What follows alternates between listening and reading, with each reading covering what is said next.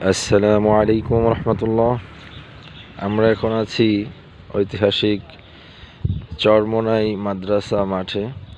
আমরা দাঁড়িয়ে আছি এখানে শায়েখদ্বয়ের রওজা মোবারক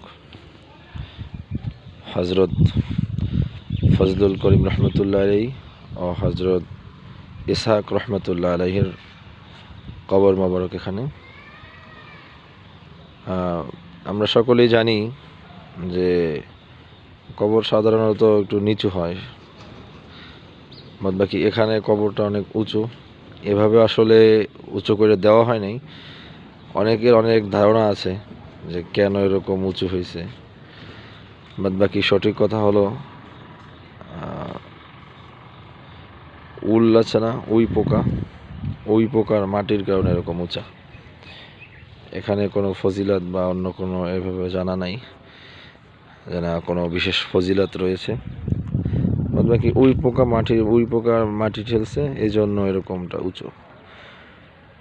দেখেন সুন্দর গাছ আছে, ফুল আছে, মাশাআল্লাহ।